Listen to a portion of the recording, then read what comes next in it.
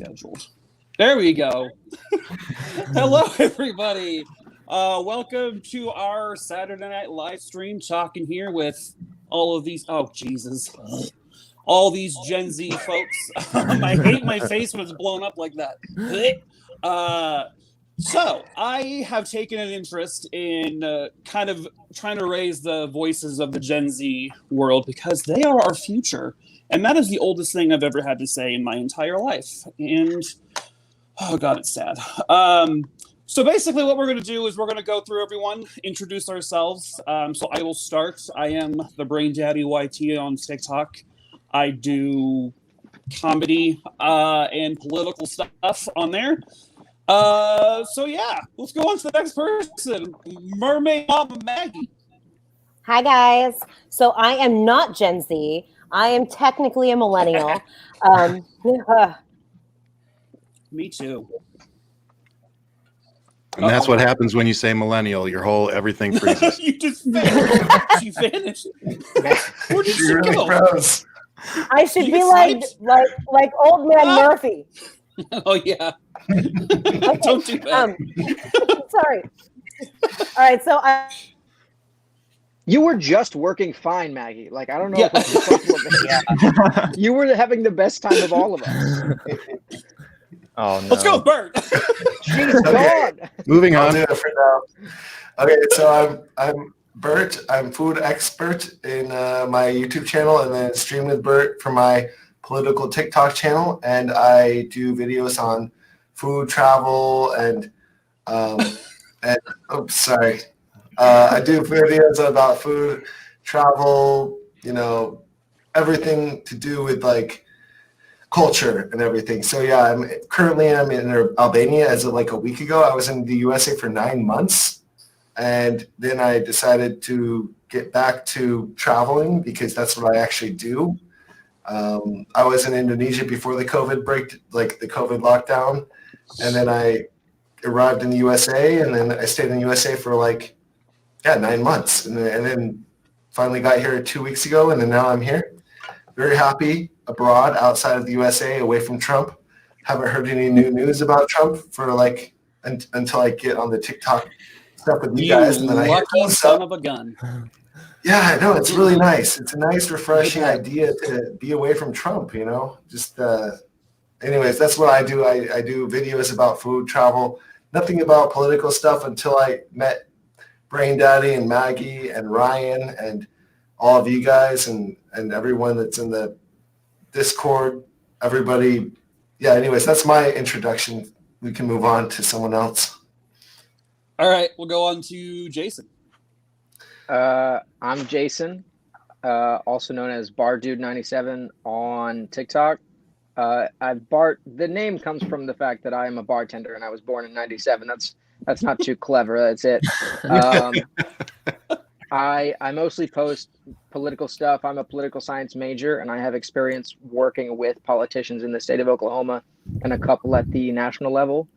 And I've worked for nonprofits like Generation Citizen, which teaches local youth about how to be involved in their communities. And, I post comedic stuff occasionally. I try to put a funny spin on all of my videos, but nowadays politics is just sad, so it's kind of hard to do that. But I think of the Gen Zers, I'm probably the oldest because I was born in '97, so I'm 23, and I learn a whole lot more from people younger than me, which I think is super cool. But that's what I do. Sweet. All right, on to Nathan. Hello, everybody. I'm Nathan. I'm known as the Natist on TikTok. I'm mainly a political TikToker. Most of my videos consist of, bashing and how much I love our current president. And some of them are how much I love Kamala Harris and stuff like that. Yep. And I am 21 years old. And I'm currently about to be a junior in college. I'm a history major. Sweet. And I took a lot of political classes, and I learned a lot too from there. And I actually was going to be in a model senate in DeLand, Florida, but since COVID happened, that got canceled. So I was going to get to learn how that whole process works with legislation and stuff like that. But yeah, I mostly get my news from TikTok as well. Stuff that's going on in politics, following you guys. We're fake news. Yep. All right. Well, then let's go on to Ryan. Oh gosh, I thought I was going to go last. Okay. Oh no, I'm going. So, thanks for having me on, especially as a millennial born in '81. I feel like I'm an elder millennial. So, you literally are. That's the cutoff year. So that's I'm with you, Ryan. I'm with you. You know, I think we're one of the cool years. You know, we're borderline right there with all the awesomeness of the 60s and 70s. So it's awesome. But anyway, if you don't follow me, please go follow me on. You can follow me on YouTube and TikTok and Twitter are my biggest platforms. You can find me under my name, Ryan Shead. I'm one of the stupid ones. I use my real name. And if you don't already know, I also have a podcast with Nikki New, which is the Nikki and Ryan Experiment. Right here, so we have our own merch now, so you can go get that. Nice. But like I said, I wanted to thank you all for having me, because most importantly for us who are getting ready to step into leadership positions like myself, I think it's really important that we reach back and reach for our future leaders like Jason, who is already getting involved. At 23, I was not getting involved in these sort of things yet. I was barely figuring out my life. So to see young people stepping up and getting involved and wanting to learn about this stuff is awesome. So, I definitely want to always be reaching back for you guys and learning from you guys too. Like you said, I learn so much listening to what you guys need. So thank you. Sweet. All right. Trevor. Hey, everybody. So, like Ryan, I used my real name. So, I primarily post on TikTok. I'm thinking about probably moving into YouTube. I'm not sure yet, though. The videos that I post are primarily political. I try to do some comedy sketches as like a Trump supporter. And I mean, lately I've been getting into more just like kind of making fun at what Trump has been saying lately, which is honestly stupid, as we all know. But yeah, that's about it. All right. Luke. Okay. Hi, everybody. My name is Luke. I go by Comrade Conrad on TikTok because most conservatives would probably consider me a dirty commie. So might as well put that right. I make mostly political TikToks. And lately, I've also been doing some things on leftist ideology as well. And so, yeah, you guys can find me on TikTok. I also have a Twitch channel that I'm going to try and start up and play some games while doing talking politics. So that will be exciting and fun. So, yeah. It's a good combo. Awesome. And it's crazy because I think I added you just a couple of weeks ago, and you only had like 500 something followers. And now you're already like close to 10K. I was like, what the hell? Yeah, it's been pretty crazy. Yeah. That's awesome. All right. So go ahead, Ben. All right. I also used my real name, like Ryan and Trevor. So I'm with that. I don't feel left out of the hat game. So I'm gonna put there you go. Oh, what the hell? There you go. All right. Look at that. I love this. All right. That's a good hat. I haven't worn that in about a year. So I'm Ben Hicks 006 on TikTok. You can find me there on TikTok, and Benjamin _Hicks _1 on Instagram, which I do not use. I only use TikTok, but you can follow me on Instagram if you want.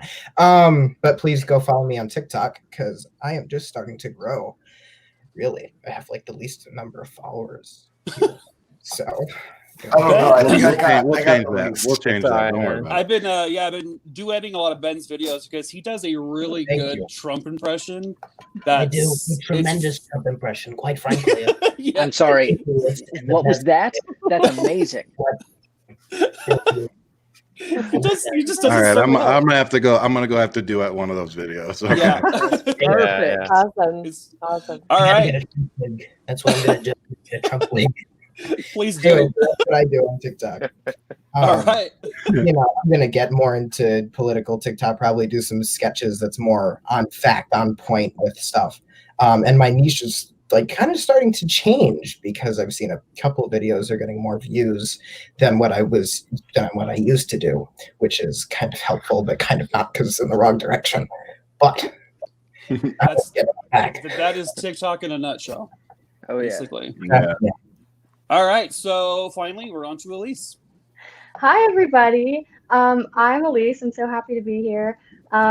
I just started TikTok like 4 months ago in early August, and my username is just my name, which is definitely not a good idea. But There's a theme here. I do primarily entirely political videos. I started my account to try and get out the youth vote because TikTok is notoriously known for being a young person's app, and so I thought I'd help galvanize people to vote in the November elections. And so now I'm trying to change it out up a bit, and it's more of like holding Biden accountable and talking about the issues that really matter rather than politics, because I mean, that's the stuff that's really going to change things. So yeah, I don't really have anything other than TikTok. I've been thinking about doing a podcast, but it's really just thoughts for right now, nothing really. So yeah, that's it. Awesome. So we're gonna go and basically into like more of like an open discussion. But one of the reasons, like I was kind of saying in the beginning, why I've been so invested in like the younger community is because kind of like what Ryan was saying.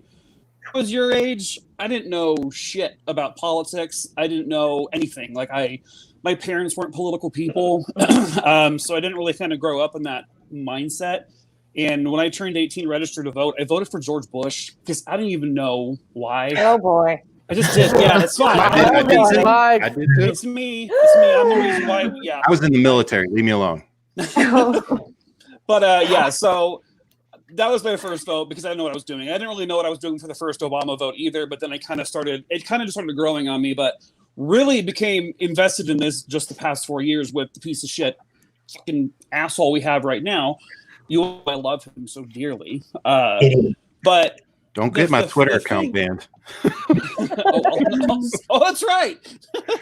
Oh wait, Ryan. Actually, what we need to ask is, Ryan, is Twitter watching for the cuss words and stuff? Should we not cuss? Oh yeah, they'll ban my account, and if you get my Twitter account banned, I'm driving up there and whooping your ass. Okay, so actually, we gotta focus. Like, we gotta not do that. Then, yeah. All right, that's true. Okay, no cussing, fine. Sort of like every once in a while, but you just dropped like 8 cuss words in 3 seconds. So I just wanted to. Unfortunately, BrainDaddy, you don't have your bleeping filter. The bleeping filter on. Yeah, I know. Sorry. I really need it on here. So yeah, I mean, so basically, I have learned a ton from the people who are literally in this chat right now. I mean, even the youngest people, I think I started following Nate the first out of all of you guys. And just the intelligence that you guys all have in this arena, I wish I had when I was your age. But it's never too late to learn this crap stuff. Yeah. So what I first want to start with, because I didn't really have the parental influence, which is not their fault. I want to know, and we can do this as an open discussion, but how much of an influence did your guys' parents have on what you believe in right now in the political world? Like, for example, Nate, I know you have Trump-supporting parents. I'm sorry for your loss. I exposed you. If you would have known me 3 years ago, I would not even be here right now. I would be on the other side with conservative hype house and Nick videos and those kind of guys. Yep. Don't lump yourself in with them. That's he's being honest. He saw the light. Yeah, man, that's good. And I supported Trump really heavily in high school, and I grew up Republican, and I was so devout, and in high school I wore all the Trump gear. I was a devout Trumpy, and then when he got inaugurated, and I just saw the stuff that he was doing, and I learned a lot of stuff, and especially getting into college, I learned a lot of things, especially taking political classes, and I just there's a lot of reasons why, but mainly one of the reasons why is that I started learning about authoritarian leaders, and there's a lot of correlation with what Trump is doing right now and what's been history. Can I ask you, Nathan, do you think going to college and maybe experiencing more diversity with the people that you go to college with, do you think that has played any effect on it? Yes. Okay. Because I was pro-life. I had a lot of views that I'm not really proud of, but I started meeting new people. I got out of my small town bubble, and I started experiencing and learning a lot of new things that I never even heard before.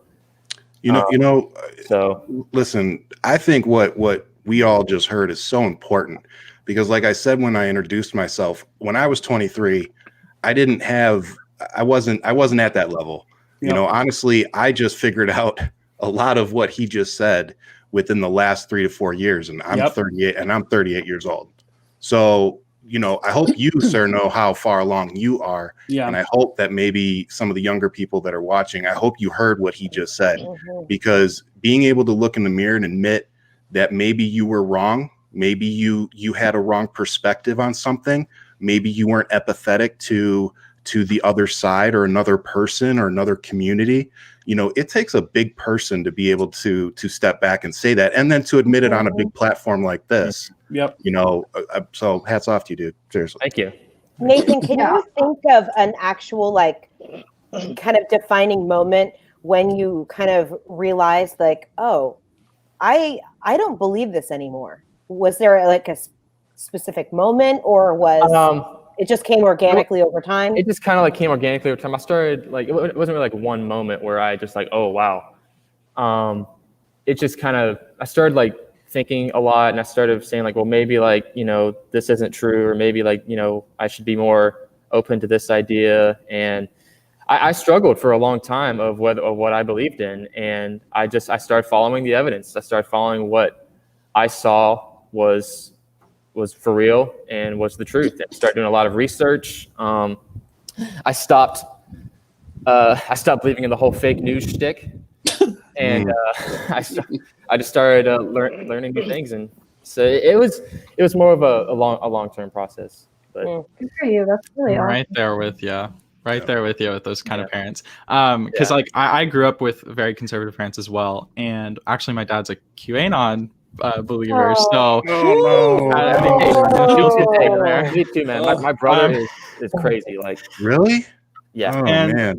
So I think the thing that really helped me the most was separating myself from Fox News and separating myself from all those conservative radio hosts like Rush Limbaugh, Mark Levin, all those people, and starting to use as the most unbiased kind of research that I could do. So I was using NPR, AP, and Reuters, and just looking at the empirical data and then listening to more people's stories. It took me a 2-year process to unlearn what I had been taught growing up, and to relearn everything that I believed in. And then also I became super radical after everything with COVID and George Floyd, and then I started reading theory, and then I just went down the leftist rabbit hole. So that's kind of where I'm at now. Elise, what about you? I haven't had these experiences. I think it's way more impressive that Nathan and Luke have gone from right to left. The furthest right I've been is moderate Democrat. It is slightly embarrassing how big of a Pete Buttigieg fan I was a year ago. Who? But yeah, who fan? Pete Buttigieg. Oh, nothing embarrassing about that. There's nothing wrong with that. I like him as a person, but Secretary of the Interior now. So I wanted a mayor of a small town to be president, so I don't know. Hey. My parents are pretty moderate Democrats. And both of them are immigrants. My dad's from India, my mom's from Ecuador, and so they have a different perspective on what it's like to be American. And I've kind of seen their perspective of things and understood why they align where they align. But I'm pretty far further left than they are. Over the last year or two, I've been doing a lot of independent research, and just like you guys, nothing special, just reading a lot of books and listening to a lot of podcasts and stuff. And especially with COVID and Black Lives Matter, I've seen how flawed our system is, and I'm probably like practically a social democrat, but idealistically definitely anti-capitalist at this point. Same. So you would say for yourself then you kind of you were independently more influenced, right? Not so much like parentally inspired.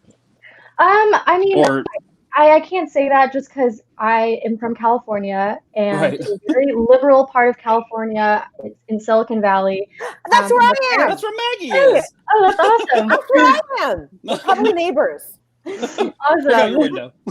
And I went to like a really progressive like public school. My parents are both Democrats, and so I mean, I don't think it was possible for me to be a Republican. Yeah, I don't know. I think I'm just a result of where I grew up in, honestly. And that sometimes does it. I second that. As I'm listening to you, I'm like, I relate to this girl so much, and it's because we're from the same area. We're the same person. I'm just a little bit older. So I'm curious because you got Ben and Trevor in here. They are both the youngest people in here. They're 16. They're not old enough to vote, obviously. But Wow. So what about you Yes. two? Because I know you guys have your viewpoints. So where did your viewpoints come from? So whoever wants to start between the two of you. Okay. So as BrainDaddy knows, I think I've mentioned it before, but I used to live in Arizona for quite a while. Yes. And I spent a lot of time with my grandparents, who, just by hearing the word grandparents, you can probably imagine they are Republicans. And your grandparents are probably my age. No, I heard grandparents. I thought of Mike. Yeah. Oh, damn. I think my grandma was very liberal. My grandma was very liberal. Y'all are gonna make me go get dye for my beard. Make me feel a little younger. Shit. I think you should go orange, right? Oh no. We're not doing orange, brother. No. We can do brown, we can do purple, we can do a lot of other colors, but we're not doing orange. So it's funny because living in Arizona, because that's where I live and that's where Ryan lives. This is what I would call a melting pot of a state, because like I'm originally also from California. I'm from San Diego originally. Awesome. And so a lot of us, but Arizona has a lot of people from all over the country living here. yeah. Like if you go to, like, for example, if you go to a baseball game at Chase Field, no matter who they're playing, you have as much fans for that side, the opposition, you do for the Diamondbacks who play here. So, it's interesting here. So how long were you in Arizona? 6 or 7 years. Okay. Do you think whereabouts? living here had any influence? Not necessarily like living here, because obviously I was a lot younger then. Right. I was still in elementary school, so obviously those kids, they weren't talking politics at the time. The influence simply came from my grandparents, and they were at the time criticizing Obama quite a bit, watching Fox News, Tucker Carlson, all of that stuff. Oh God. And then I see that. I see that all the time. Yeah. I moved to ahead. things didn't quite get better then, because it's Kansas. Like, I live in a very small town. The schools are very conservative. But it was the 2016 election that I started to see, this is the dude representing the Republican Party. And every time he says something, it's just pure stupidity coming out of his mouth. Yeah. So I had to go to school with these people who are literally saying, "Oh my gosh, he's a genius." Yeah. Is there like at your school, like, is there a lot of, are you allowed to wear political gear at school? Oh yeah. And you're allowed to just walk around with like Trump hats and shit on? With wearing like a Biden hat, but if you're a Trump supporter, you can wear a mullet. You can like there are kids with long mullets on their head. My God, they got why? Trump shirts and everything. Ugh. Yeah, I live in Oklahoma. I didn't think high schools That's could do super common. Yeah. Oh, man. I love racism disguised as patriotism, don't you? Oh, yeah. Especially in Yes. the youth. Sorry. Ben. Oh, speaking Ben, of, what about you? oh, sorry, go ahead. Both my parents are very democratic. They're liberal. They brought me up liberal, like to respect everyone. They did a great job. So I'm with Elise there, pretty much here in New York. We do have a couple of Trumpies in this town, which is just awful since 2016. Because like a couple of my friends went like to Trump, and you know, so so there's a couple of them here that I'm friends with, kind of, because I have to be in a way. But most of us are very liberal, or center, and we're right near the city. So if I need an escape, all I do is go 30 minutes. And you're in Long Island, right? Yeah. Yeah. Yeah, Nassau County, which almost won this election. I feel like we call them acquaintances, not necessarily friends. Yeah. I mean, Yeah. They're people I know. Yeah, I've they're got a people lot you of don't those. hate. A You lot of don't those in hate them. Oklahoma. That's the right word for it. I don't hate them, but I'm not going to overlook their Exactly. treacherous ways either. Like I don't want you in my life, like my personal life. I don't want you around my family, but I don't hate you. And for me personally, when I run for office, I'm still going to represent you. I'm still going to do. I'm still going to do the best job I can do for you and your family. I just don't personally agree with your personal views. So just like your personal religion, I don't have to agree with everything that you agree with. I just have to represent you as a public servant. Right. So and I think we need to get back to that. That middle ground, that Democratic moderate and that Republican moderate that Elise was talking about. Where we can start building those bridges again. But it's going to be hard, I think, for a lot of us on both sides. But on my side, for us Democrats to just kind of shrug our shoulders and say, yeah, this is over, and overlook, the way a lot of these people were treating other individuals. Right. Reverse the divide. Yeah. Of wanting to build bridges, but not at the expense of like systemic change and things that are actually helping people. And I'm not willing to compromise those things. Yes, absolutely. But just like I'm a result of my upbringing, so are they. And like Nathan said, like we can just do the best they can to try and widen their perspective a little bit. And growth is a choice. We all need to drive home to everybody that growth is a choice. It's okay, just like Nathan was saying, it's okay to change your mind. It's okay to see an error in how you were raised to believe, or just that you just didn't know something. It's completely okay to say those things. Yeah. I am ignorant to so much, but I like to learn. And that's the difference. I want to learn how to be better or do different or whatever.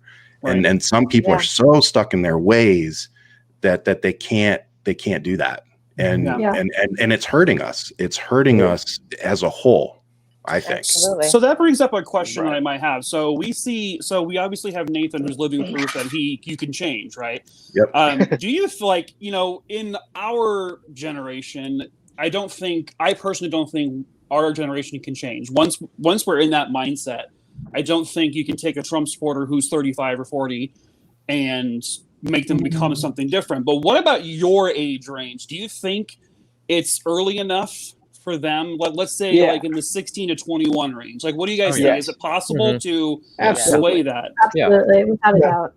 Yeah, absolutely. I mean, I find myself debating like so many people in my state, because like I'm in Oklahoma, same as Jason. You're from Oklahoma too. Yeah, I didn't know that. That's so cool. Yeah. And Oklahoma is, every county voted for Trump. And so like as you can imagine, single one. Every single one. Serious? Even Oklahoma City and Tulsa. Yeah. And as you can imagine, there's so many Trump supporters margin was here. like 46%. Yeah. Oh my God. Wow. So obviously there's so many people. I have a lot of acquaintances that are obviously Trump supporters. And so I've seen change with like my acquaintances and friends as like I slowly talk to them more, but it's like chipping away at like a brick wall. It's not impenetrable, but it's going to take a while. So, right. I know that. Absolutely. Yeah. I mean, so do you like with your age range, is this, or I guess you can say as we're getting older, do you think that wall basically becomes more and more sturdy? like as the older we get, the more set in our ways we are. Like if you were to tell me to say like you should be a Trump supporter, I would want to punch you in the throat. Like, and I don't even know how to do that because I don't know how to throw a punch. But you couldn't change my mind. Like there is no, I'm that stubborn of a human being because that's who I am.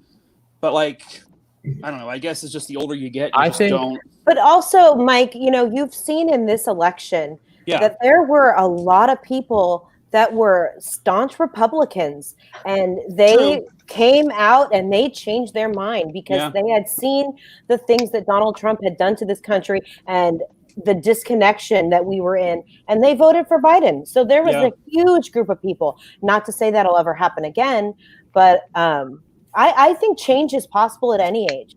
That's my opinion. I think that.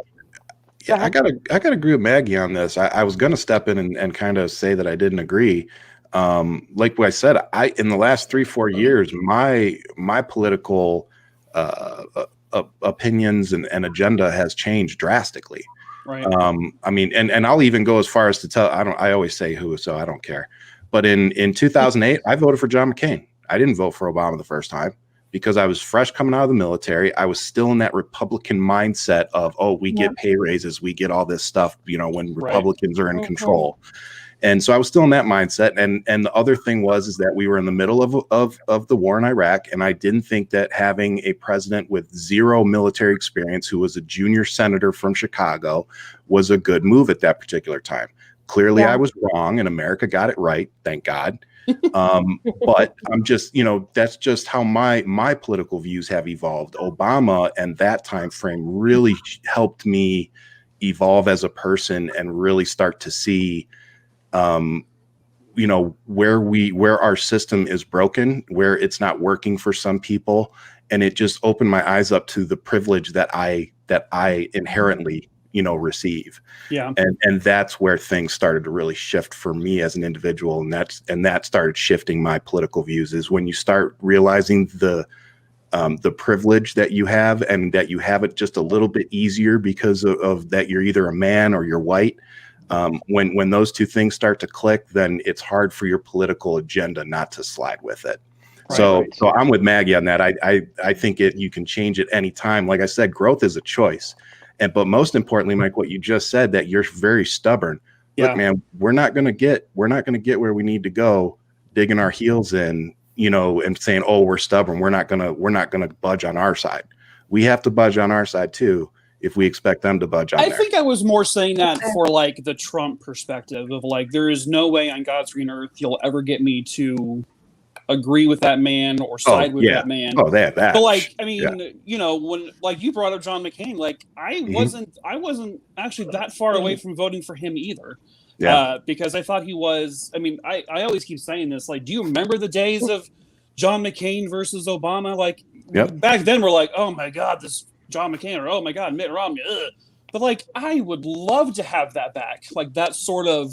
They kept it political. Yes. And I'll never forget when John McCain stood up for Obama and said, look, you know, you can say what you want about his politics, but you're not going to say he's some Muslim that's going to burn down the country. Yes. You know, and he stood up for him. And we need to get back to that. You know, there needs to be some respect in the political arena, you know, between people at the end of the day, you know, and right now we're lacking that, you know. Now, I don't really believe that it's going to come at any sort of speed, because let's remember, Trump got what?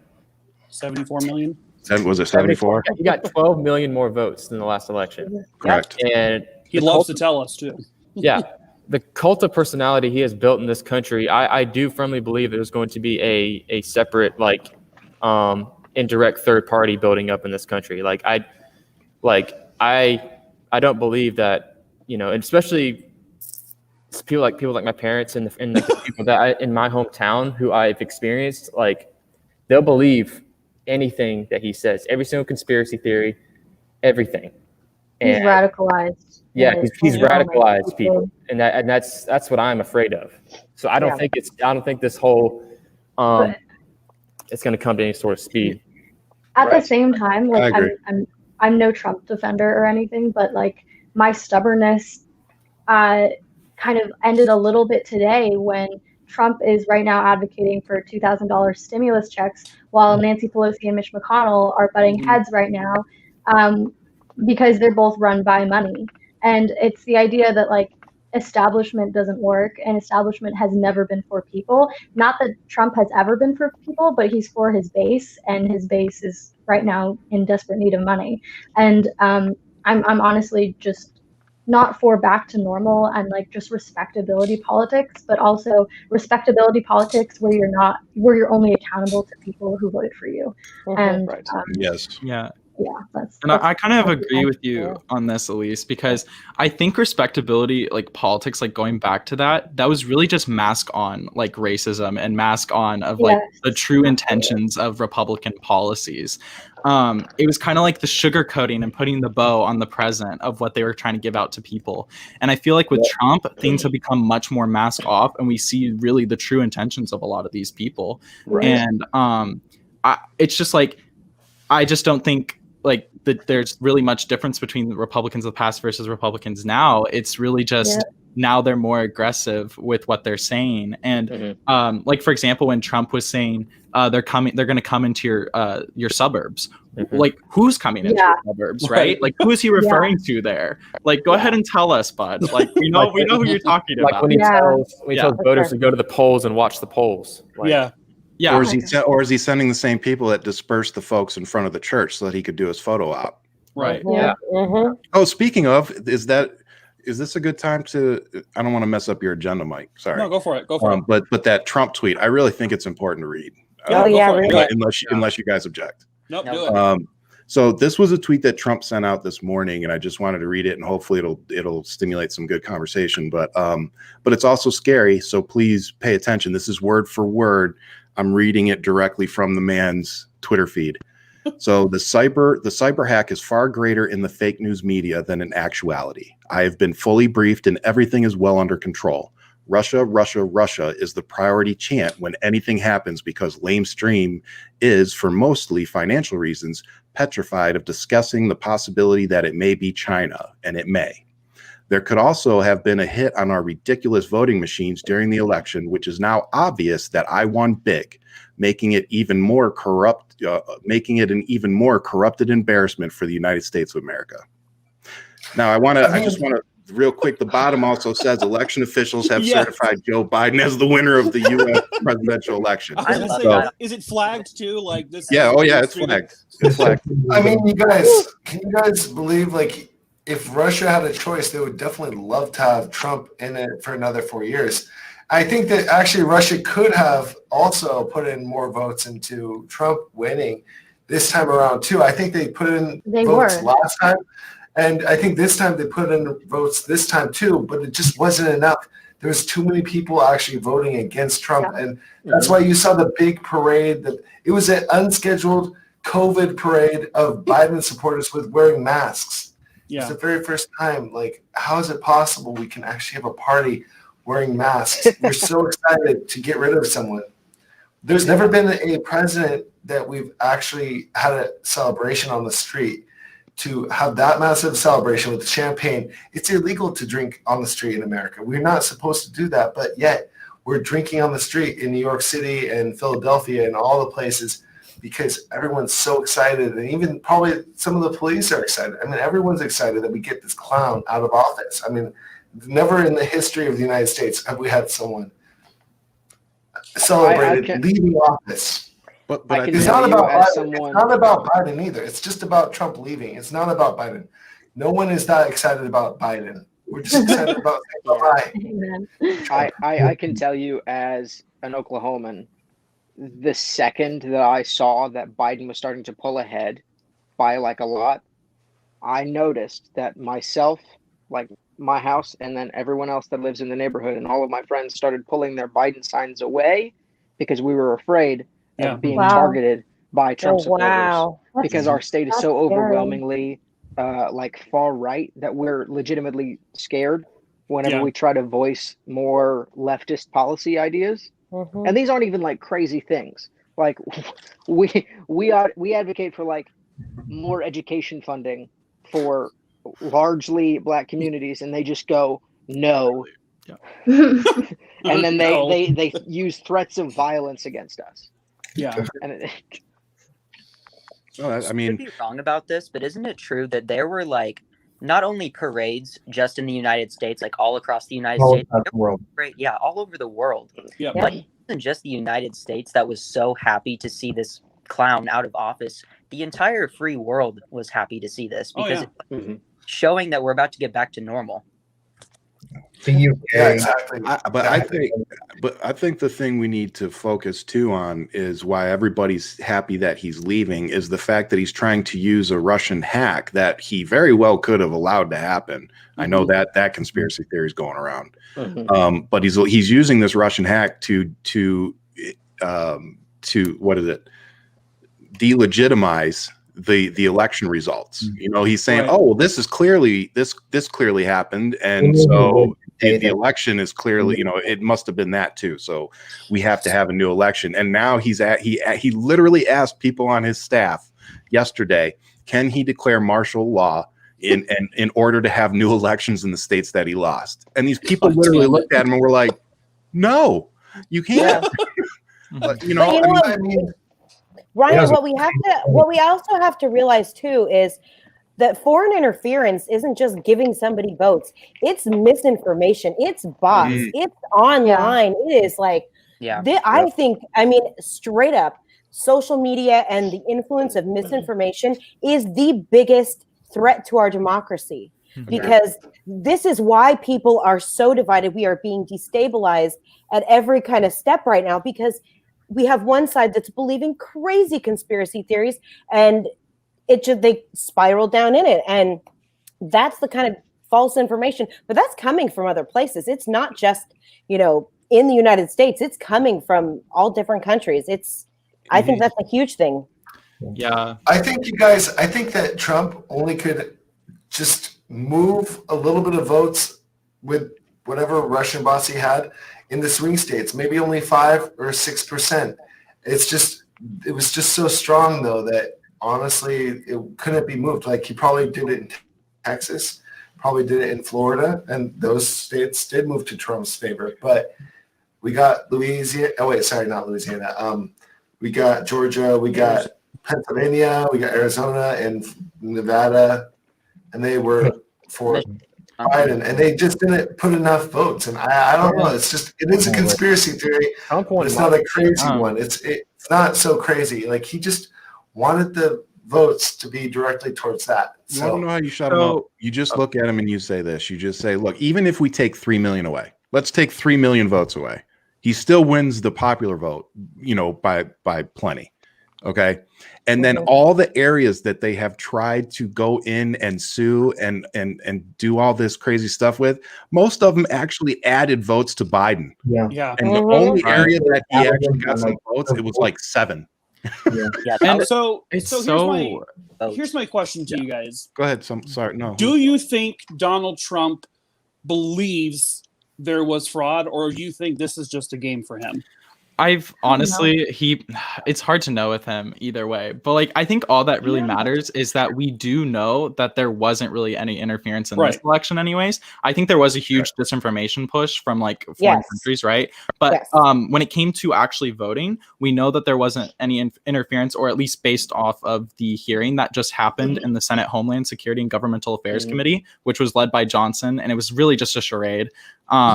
And Johnson was literally questioning Christopher Krebs, who was leading the U.S. Cybersecurity and Infrastructure Security Agency during the entire election. And he got fired by Trump because he literally said there was no like widespread fraud or like widespread foreign intervention in this election that we could find. And he got fired for it. And he's a Republican.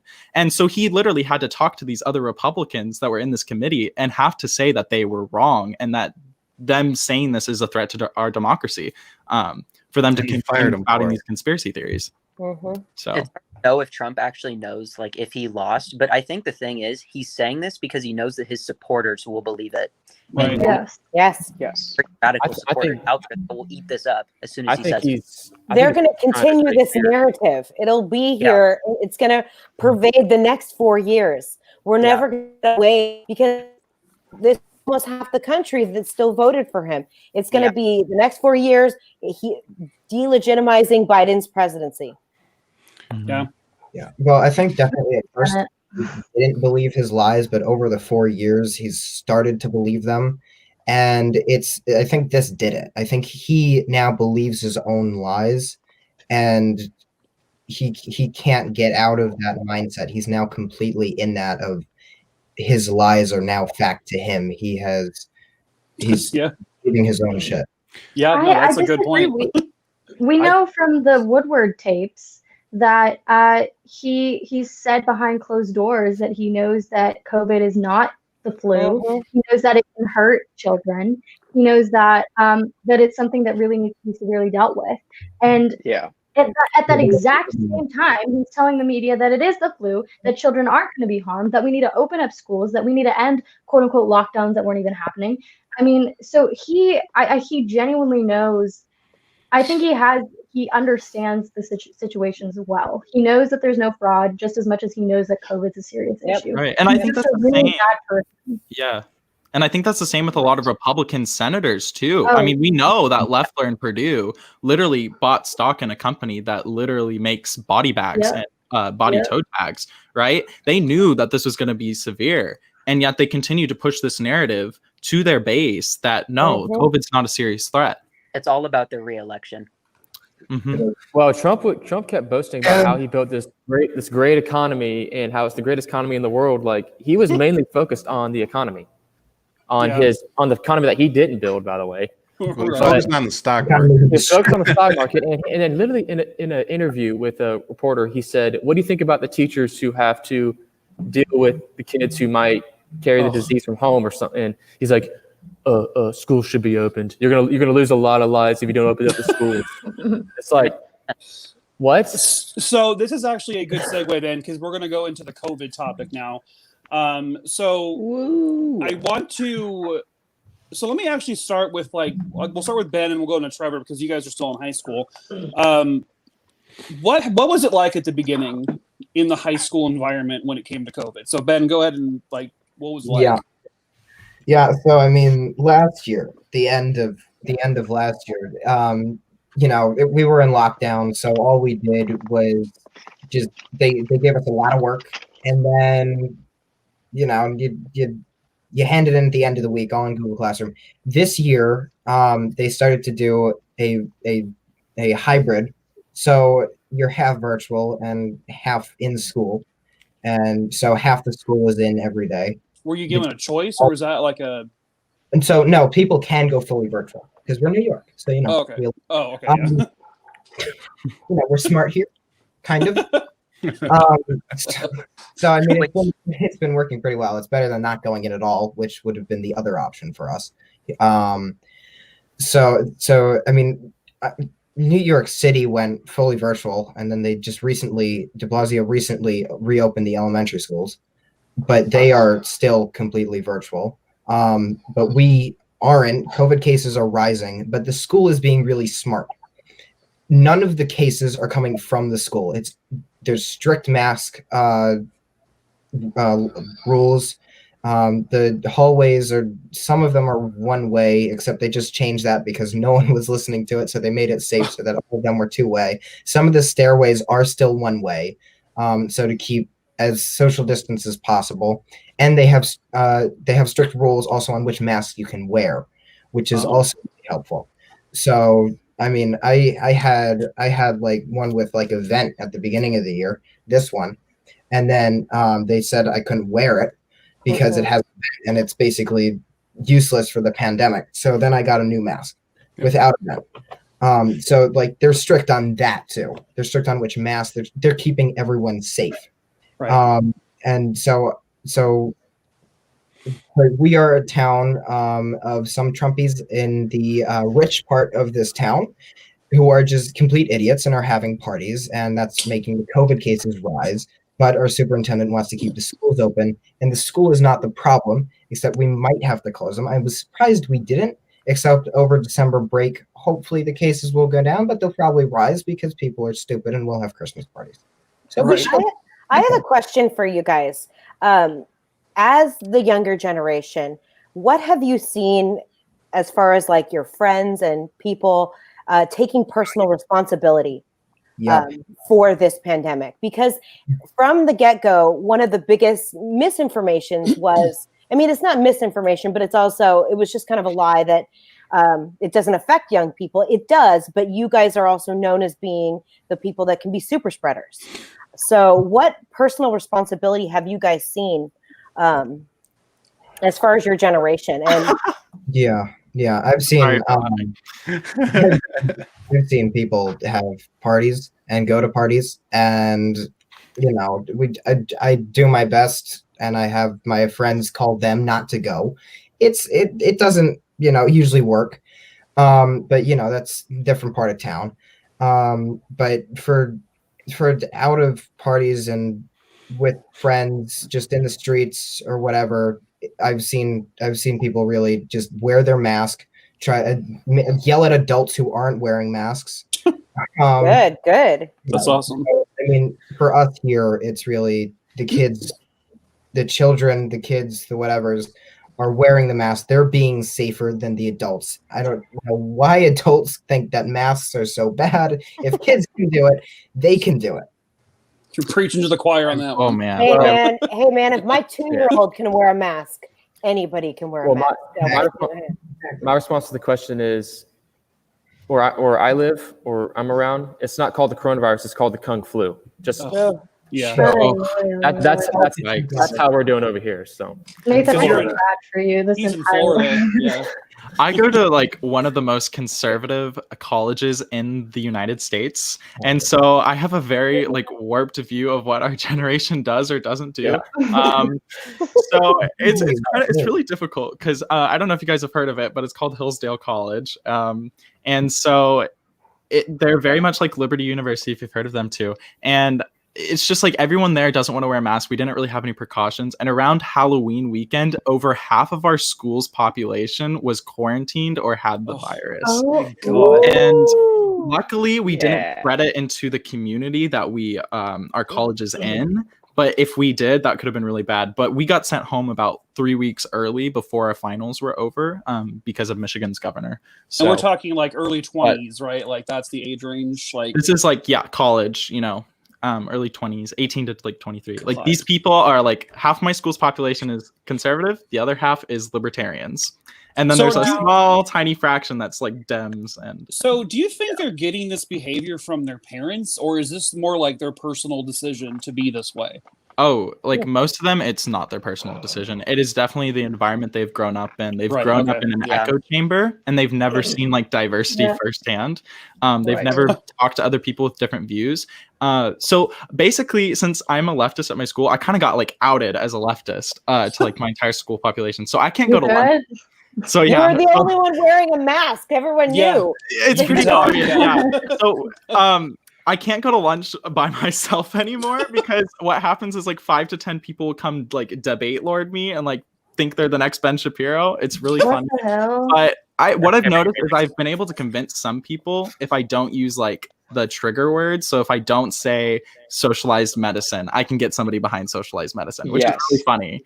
Yeah. Yes, this is the key in Oklahoma, especially because if you can find a way to describe certain things in a way that is not like very direct and like actually saying socialized. If you say social anything, you've lost them. That's it. They're beyond help at that point. Yeah. But if you are able to. Oh, he's gone. Goodbye. Oh God. He's been sniped. He's back. Instead of calling it. Oh no! I hate when that happens. He's about to sneeze. College instead of saying, tuition free. So like, what is wrong with this thing? But like when I went to Oklahoma State, I like it. Guys, Russia is hacking our live stream. Jason, you talking? We've been hacked. It's Russia. It's definitely wonderful. Sorry, I forgot to tell you, the FBI has been looking at me for a while now. Oh, shit. I bet they have, Ryan. You talking to them too. My file's getting big over there. Oh, Jason, if you boy. can hear us, blink twice. He's frozen. Yeah, I don't think he's kidding. Is getting You're higher. frozen. So I don't. Let it go. Oh, no. We got to move on to somebody else. Well, I'll just keep going. It's just such an epic face. Go ahead, Elise. I don't know. It's an Should I epic just talk? Okay. I also have a really warped vision of like what people are believe in this country because I go to Berkeley and that everyone's liberal in Berkeley or leftist. So we had like a Occupy Wall Street and like everyone in our school participated in it. And then, I mean, every single type of protest, Berkeley's probably the one starting it and organizing it. So we've actually been pretty good. We had a little bit of issues with frats in the beginning, but we're overall, like our COVID cases are very low considering we're 30,000 students. So That's amazing. Me being in a small town, you notice that there are like a lot of people that simply don't want to follow the rules, and I think it goes back to I think it was what Conrad was saying, but people just don't want to wear their masks. Like there's so many people here in my town that are like, they say they have a religious exemption. Like they have a medical condition. I have asthma. So God will save them. God will protect them. I would love to hear Wow. that. Okay, please explain your Like- religious justification. Like, Yeah, I want to know what it is. I want to know that one. yeah, it's hard to debate with these people because like it also goes back to what someone else said, but their parents, it's like it's the stuff that they're growing up around. You know, they're told this is how things should be, and they follow that. So my school, we started out remote, then we went back to in person, and like 2 to 3 weeks later, we're back to remote because nobody wanted to wear their mask. So we all got quarantined. So And- the school's not enforcing it, or like The school is doing like, I honestly think the school is doing the best they can to enforce it. It's honestly just kids not wanting to follow the rules. Do you So think it normal also kids. is the fact that we have a president who came out from the beginning saying this doesn't really affect young people, Yeah. yeah. like at all, Yeah, with right? the I mean, violin. yeah. Yeah. It doesn't. But here's the thing, in case you guys missed it too, the UK and London is shutting. They're going on lockdown again. I can Yeah. So, you know, in Ireland, I was in Paddy's live last night, and he said they're getting ready to go back into a temporary thing. Another one. Wow. Yeah, another one on December 28th. They're getting ready to go back in. So this is happening all over the country, guys. This isn't some political BS. This is real. And just like Trevor was just saying, you know, I mean, they're shutting down schools because of it. We're on lockdown here or we're on curfew. I'm sorry. Here in Tucson, Arizona, and all of Pima County actually is on a mandatory curfew from 10 to 5 a.m. So I mean, yeah, guys, please just wear your freaking mask. It's Which not is hard. interesting to me because I also live in Arizona and I live in Maricopa County where there is literally nothing. There's no restrictions. Nothing is being done. So there's this staggering effect that they think is going to work to stop COVID. But if we're not all doing it together at the same exact time, what is the point of Exactly. my county not doing it and then Ryan's county down south, his is doing it, but kind of, Yeah. and no one's enforcing it. That's an example of like why we needed a nationalized approach. From Yes. the beginning. I agree. Not just Yeah. every state doing whatever the heck they wanted to, because you know Florida became that vacation hotspot during like the first summer, during the first spike, and then everybody went back to their home states after they went to Florida. Florida had a rise, and then every other state had a rise as well. And it's just like we needed that strong national response that we just didn't get. I hate my And right now we're about to go into, you know, the holiday season, and we're in the holiday season, and people are traveling, people are going and seeing their families. We're seeing the repercussions right now of what people did over Thanksgiving, and it's bad. Really starting to hit now. Yeah. Ben, I was actually going to ask you because you're in New York, and New York was hit the hardest at the beginning, one of the hardest. Like it was an absolute catastrophe there. What was it like, kind of in the middle of that situation when it first started in New York? What? Yeah. Was it terrifying or? it was terrifying. It was mainly the city, so we didn't see too much here because we all went straight into quarantine because Cuomo is the best. But we all went straight into quarantine, and we were hearing the news from the city. We haven't been in the city since before COVID started. We have not gone in once. Because So you're not allowed to, or because you just No, it's a 'cause- personal choice. it's a personal choice. I Right. know people who have gone into the city. It's just safer not to take the train. My parents refuse, and that's understandable and definitely a smart idea. So I mean, I've wanted to go into the city a couple times, but it's smarter to stay home. It really is. And so hearing everything from the city at the beginning, everything going into shutdown, it was scary. But I personally never saw anything in my town.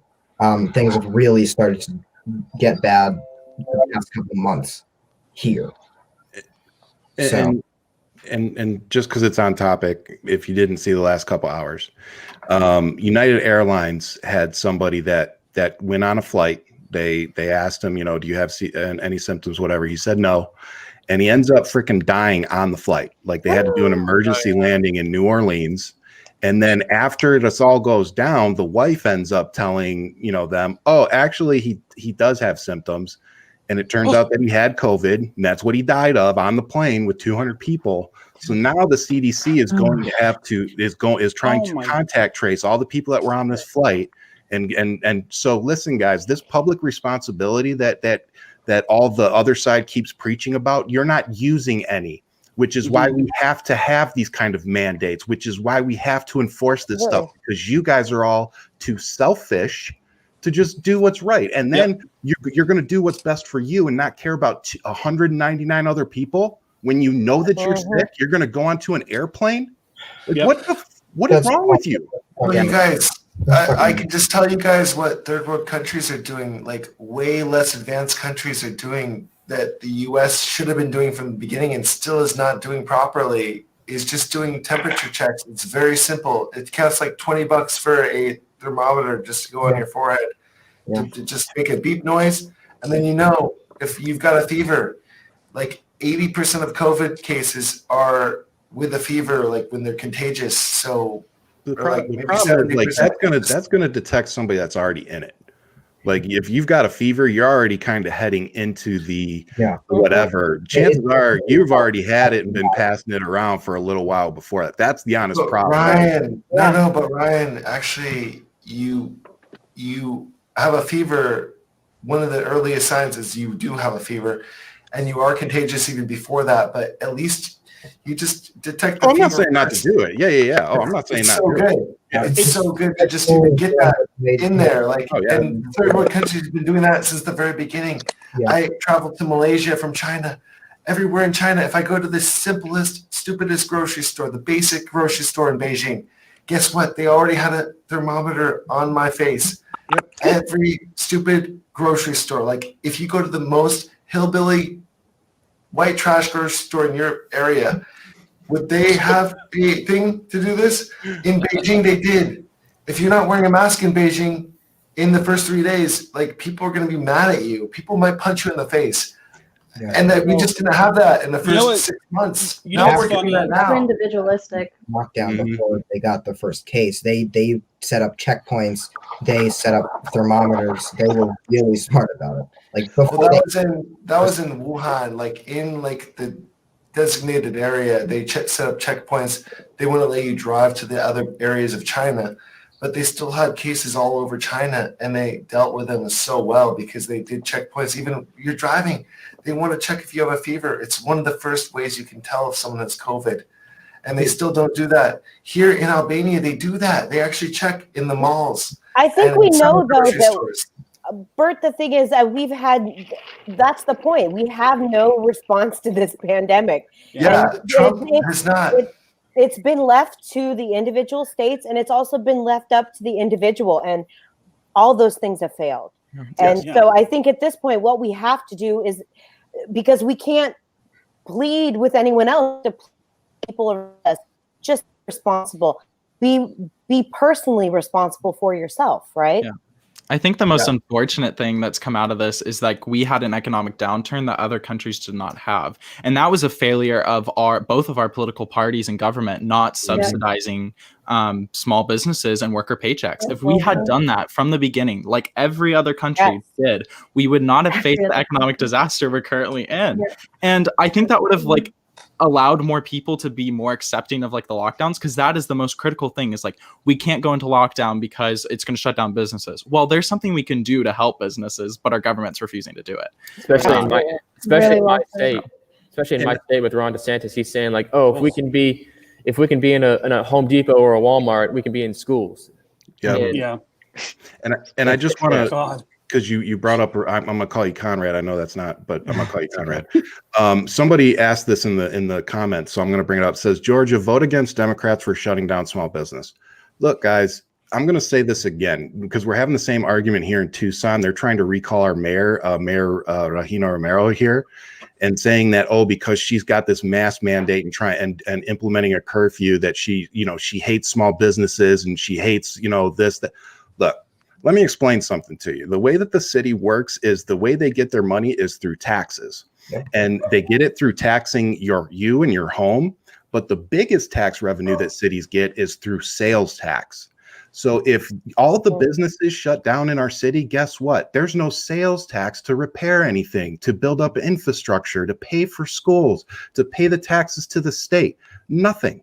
So to sit there and say that any politician wants you to fail and wants your business to fail, do you realize how dumb that is? Do you realize how completely stupid that argument really, truly is? No government official wants to see you fail. And I will say it in case you need to hear a Democrat say it, I'll say it for you. I don't want to see you fail. I think that our government has failed you. I don't care if you're a Republican, a Democrat, an independent. Our government has failed us. It has failed our small businesses. It has failed us, our people. All these car companies and big businesses that were always too big to fail, that got all these $1 billion in bailout money. It was always okay to give them our tax dollars. But guess what? When it came time to help us, the American people, we couldn't even get our own freaking money back for it. They don't. We're not too big to fail, but businesses are. Remember that. Remember that when it's time to vote. Yeah, that absolutely. That's why Georgia is important. Yeah, Georgia is so important. You're absolutely right. Yes. And guys, I'm going to plug it, and I know that's where you're headed anywhere, BrainDaddy. But guys, Georgia, look, that's how we get rid of Mitch McConnell. That's how we take the power away from Kentucky and get rid of him. But more importantly, it's not just about getting the Senate. It's also about those two senators individually. What the cool thing that's going on right now is we have the entire nation focused on these two races. And what it's bringing out is how messed up Perdue and Loeffler really are. When you don't show up to a debate because you know that the other person is going to throw you under the bus to the point where you're going to have to admit that you're a criminal on live TV, and now the whole country sees it. And when you're Kelly Loeffler and you're on TV and you literally have 3 sentences that you've memorized to say over and over and over again, while you've got a reverend on the other side who's been standing up for his community for over 20 years from behind a pulpit. Listen, guys, it's not just about getting it back from Mitch McConnell. It's the fact that these are the two better candidates. One of them served under John Lewis, and the other one has been a reverend and represented his community for decades. Please vote the right way. It's not just about the politics. These are better people for the job. Watching Loeffler was like watching Melania read from a teleprompter. Yeah, basically.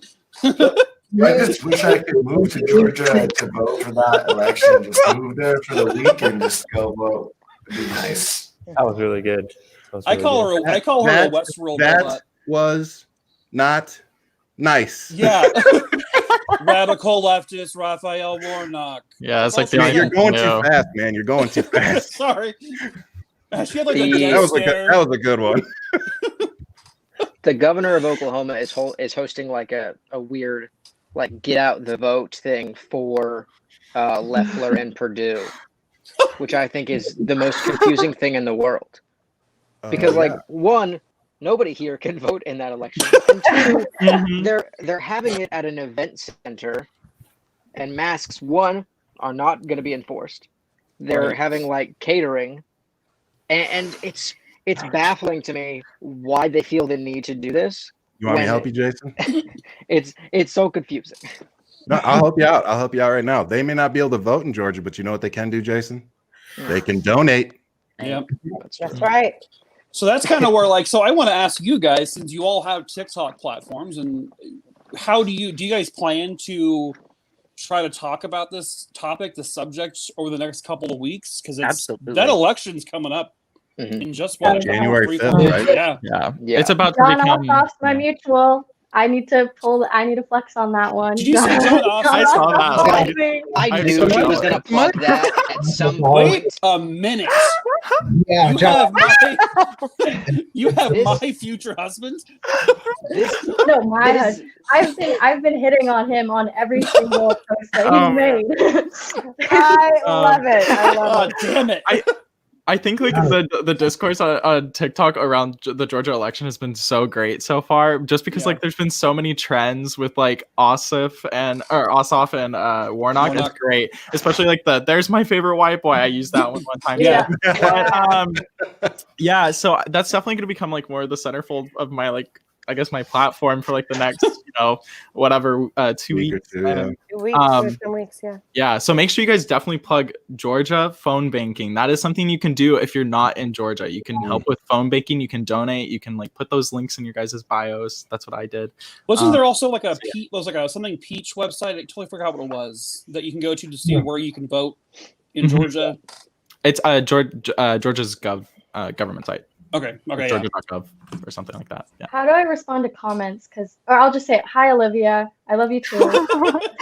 Yeah. No, respond. Yeah, do it Here, like that. I'll put it up there. There you go. Yeah. Hi, Olivia. That's my daughter's name, so awesome name. Nice. She's a really good political TikToker. So I guess I don't know really where I want to go now, because we talked about Georgia already, and that was the last thing I had.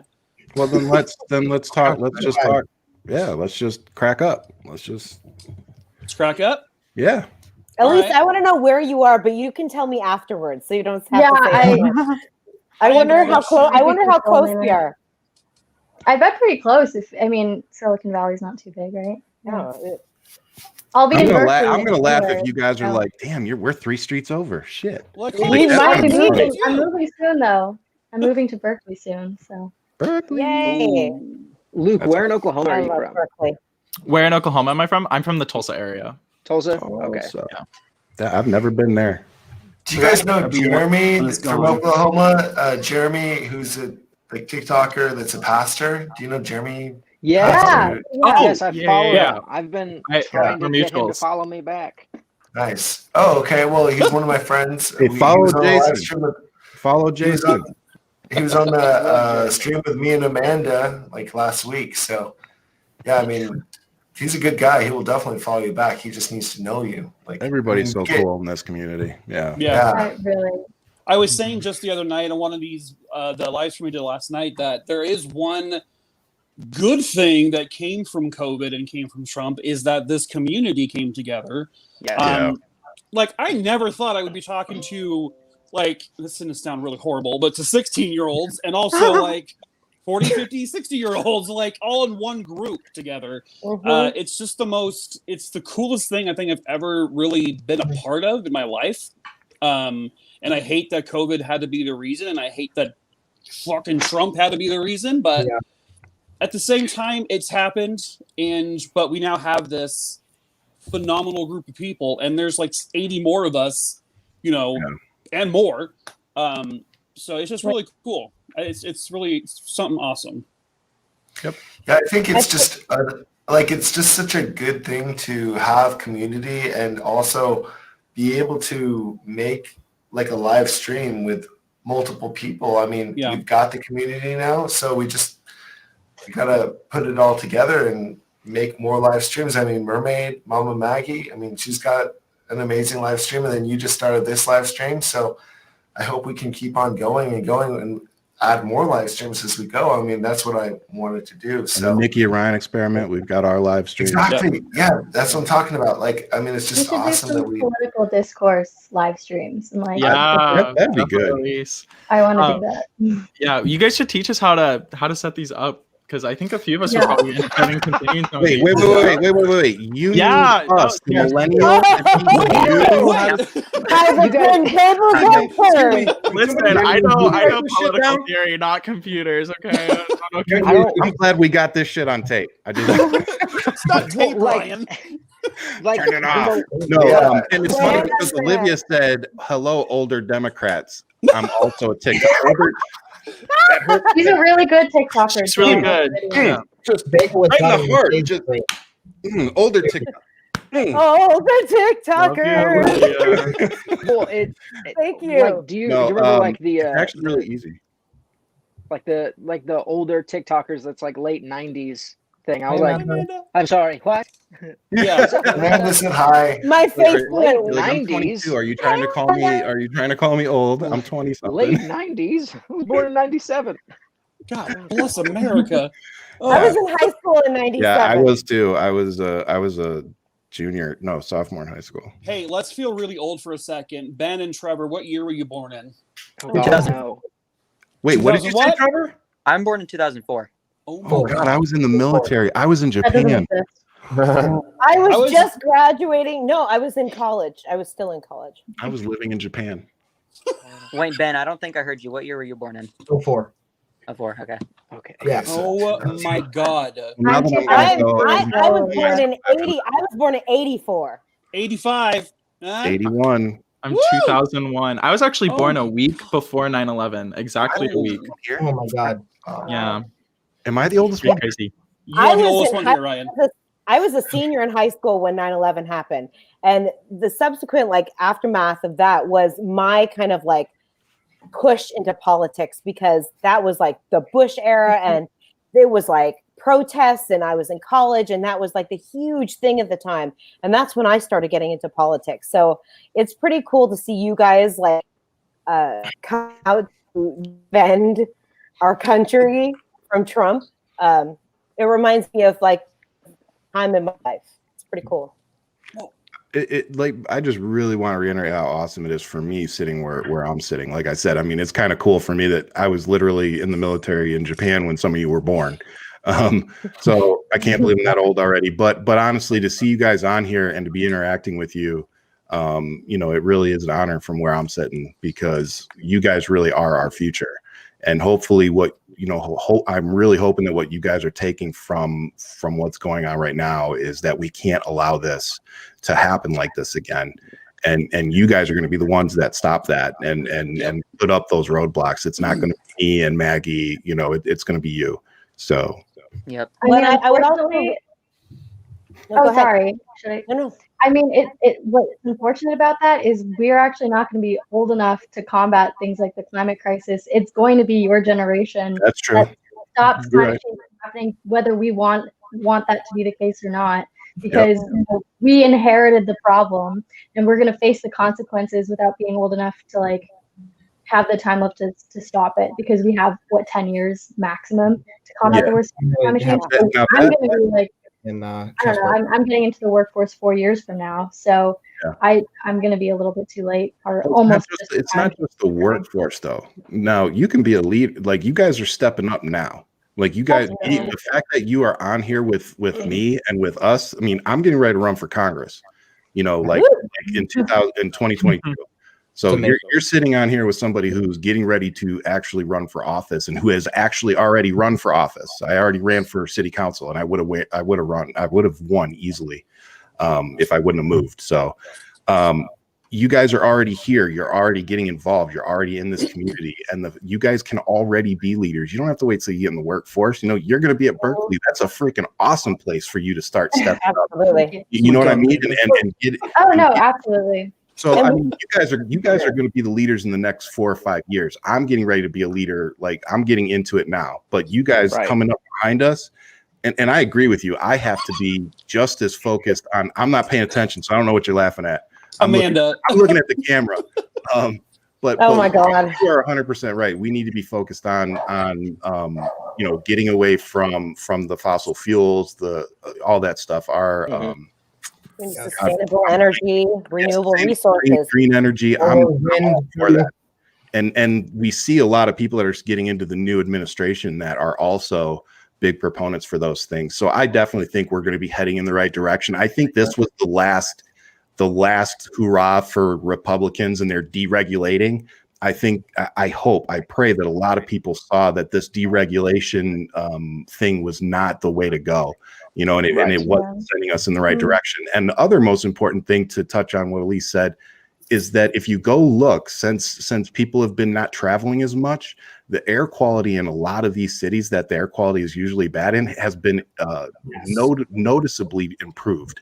And that's because we are not putting as much out into the atmosphere. So I think we'd be stupid not to pay attention to that. Right. And I think the only way we can really help solve climate change is getting rid of corporate money in politics. Because, for example, my senator, Jim Inhofe from Oklahoma, used to be an environmentalist. And when he was mayor of Tulsa, he was trying to build public transportation, monorail systems. He was trying to get into clean, renewable energy. But when he ran for senator, he got backed by the oil and gas industry and has ever since become a climate change denier. So it's like things like that just like attest to how we need to get corporate interests out of politics and lobbying. I want to say something to you guys. I want to know that for the life we all are, and because all of this is not going to be something that is going to go away overnight. When you guys are 15 years down the road and you're my age, we're still going to be fighting these things. And I think that's the thing that we need to remember. Don't lose heart about this and keep going. We have to keep fighting for what's right and making a difference and holding our, politics accountable. Yeah, I would even say too, you guys are already influencing so many people with just literally what your minute-long TikTok videos do. And when you go do your live streams, you do stuff like this. You may not have like this actual impact, because either you can't vote or whatever the case may be, but you're also spreading your information to people like me who isn't the most super politically educated human on earth. So you're not just influencing people of your age, you're influencing all of us too, to be better and to work harder for you guys to make sure you do have a better future, so... Well said. I appreciate all of you. I mean, you guys are some of the smartest people I've ever met in my life, and you're significantly younger.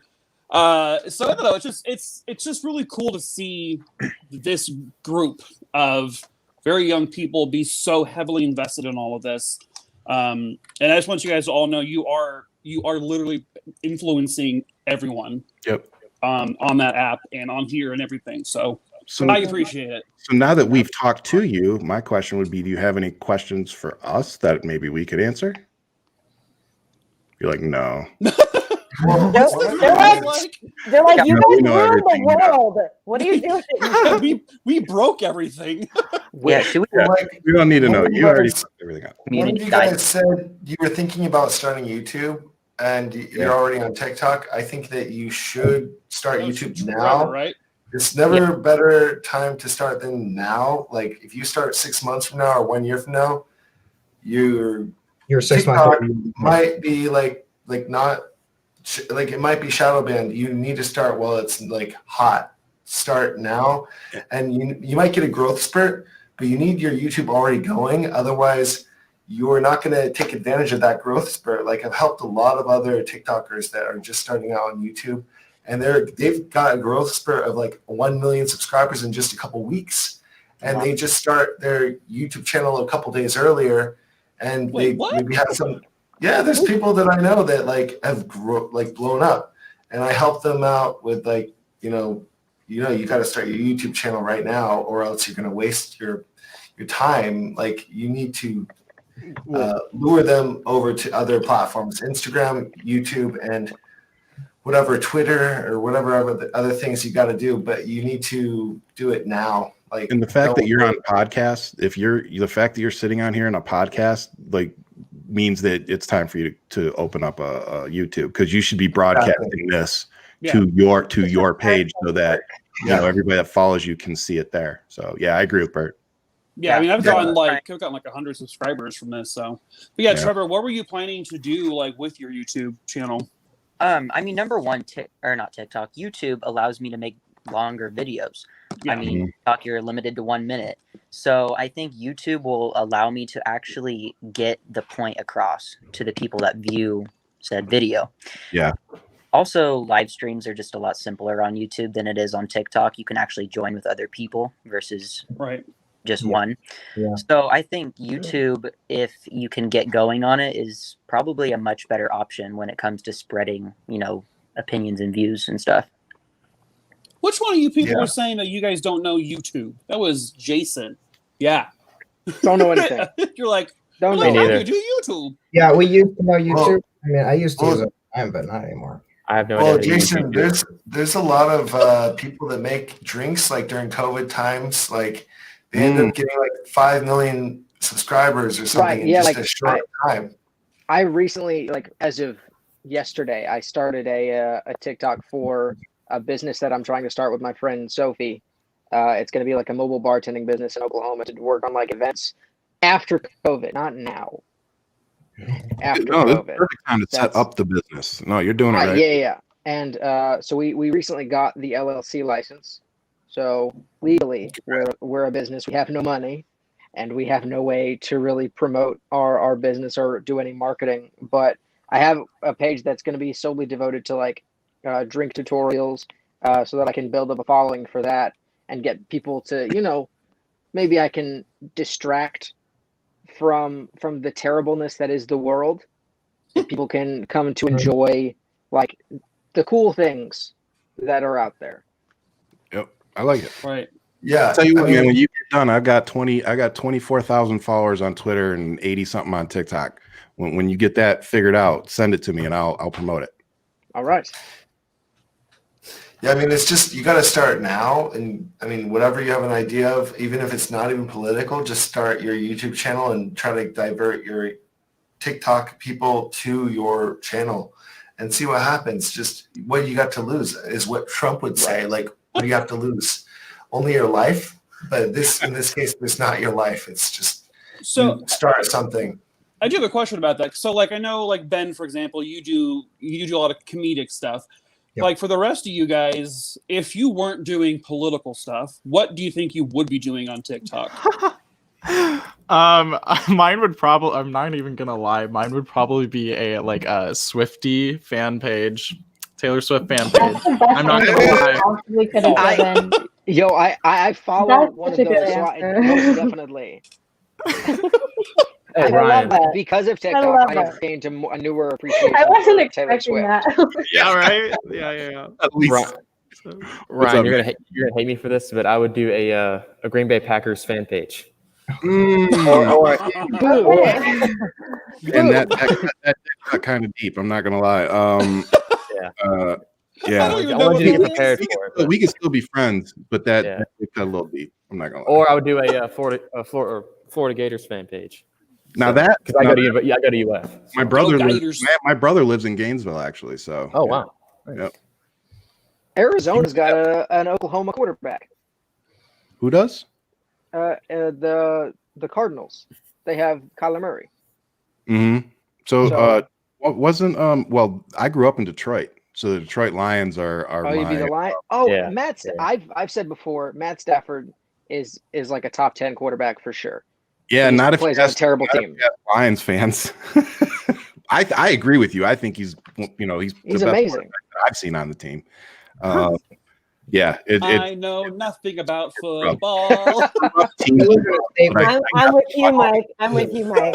Look, I got to watch him with Barry Sanders on the team. This is for all the sports fans out there. I got to watch him when Barry Sanders played. I got to see him live, and then I actually worked at Ford Field when Calvin Johnson Megatron played.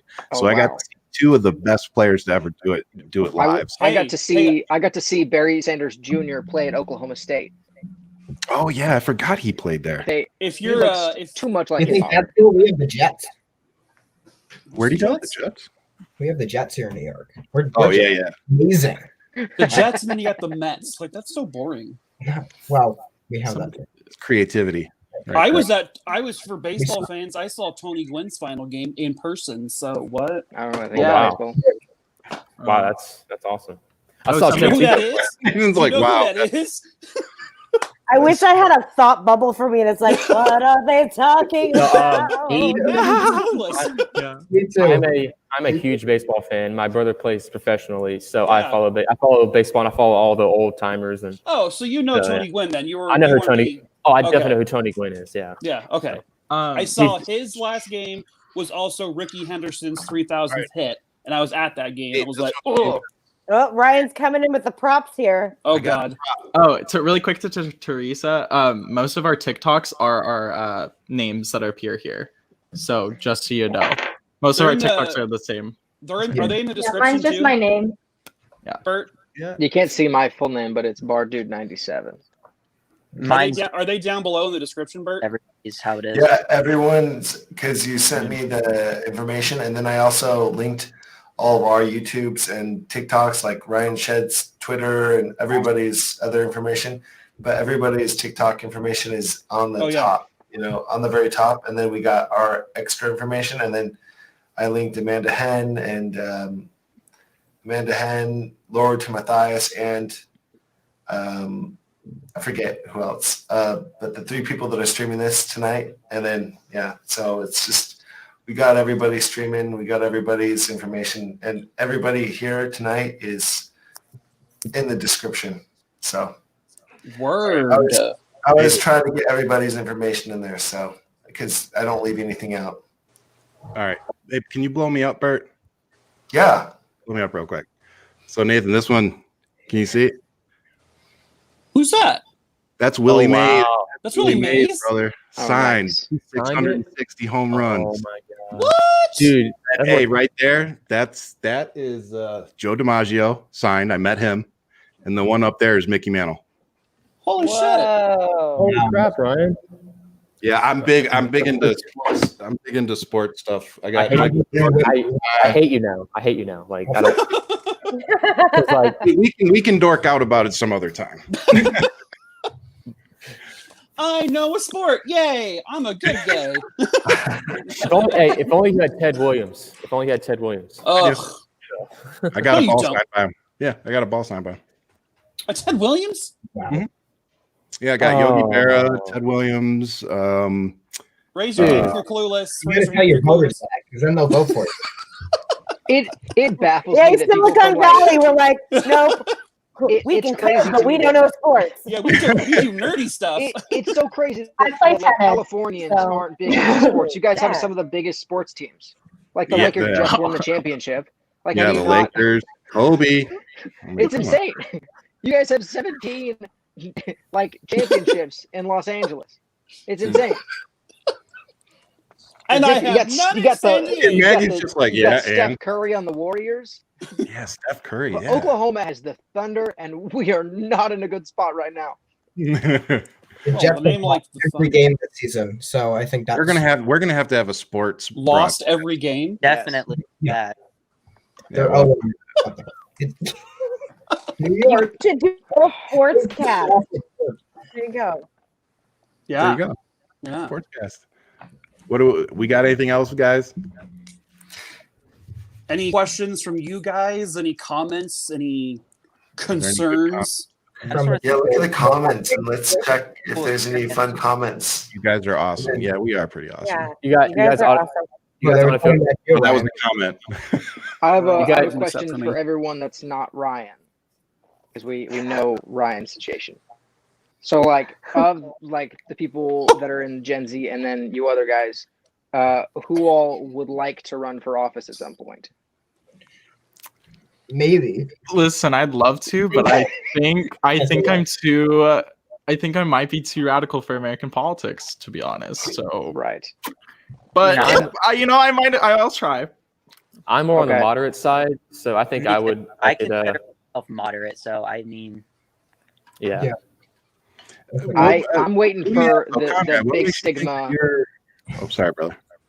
I'm waiting for the big stigma around tattoos to start going away, because It's I starting have to. It's starting to. very obvious ones. It's starting to. I've never gotten one. Conrad, what makes you think that you're too extreme? Okay, so like with AOC, you see how like the right vilifies her, obviously with her being a democratic socialist, and I'm obviously further to the left than her. So like, it would just be very hard to really get into politics with like my views, just like because of the vilification of like words like socialism, communism, and like American discourse. So socialism, we should talk about that. Why is it such a dirty word? I think if you were right now, when our country I mean, here's the thing. I think Alexandria Ocasio-Cortez is blazing a trail not just for women, but for progressive like yourself. So in 5-10 years, I'm not so sure that your views are going to be considered that extreme. You know, it may start becoming more considered to be closer to the norm. I hope so, because personally, I think a lot of of course, I don't agree with everything that she says, but I think a lot of what Ocasio-Cortez is trying to do is actually good. And I think she's doing it with the right intentions at heart. So I hope she moves us more in that direction and makes your views a little less extreme. Yeah, I was going to say, like, and you know what? You look at. Go ahead. No, I was just going to say, this country was for Bernie, like 2 elections in a row, and there is a huge part of this country that wants progressive change, and everything after COVID, we're not going to go back to normal. Normal won't exist anymore. We're going to have a new reality.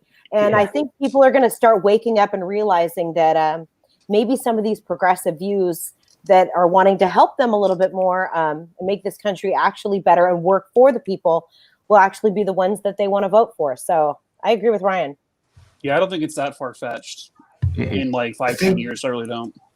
I think the first thing we got to bring back is the pandemic prevention program, which was all over the world. I mean, that's the very first thing we got. Biden's already said he's going to be re-implementing their plan on that. Yeah. You're right. You're obviously, but I mean, it's just, I just still can't believe we had someone that took that away. I had no idea that was even taken away. Yeah, it's scary. I don't care what the things that are coming out now is just scary. I mean, you got a slush fund that was set up by Jared Kushner for that they diverted $617 million from his supporters, and they're still defending him. They're still supporting him. They donate to him. They're still donating, and that's why that And I was going to make that point earlier. I don't remember which one of us said it, but the reason that he keeps continuing down this road that he's on, this not giving up, is because the more he gets, the extremer he gets, I think the more money they're donating to him. Yeah. So I think it's like it's all about the revenue, and then one day it's just gonna, like he said, one day it's just gonna stop, and he's gonna be like, yep, I lost, and he's gonna disappear. And with $1 billion in his pocket. Absolutely.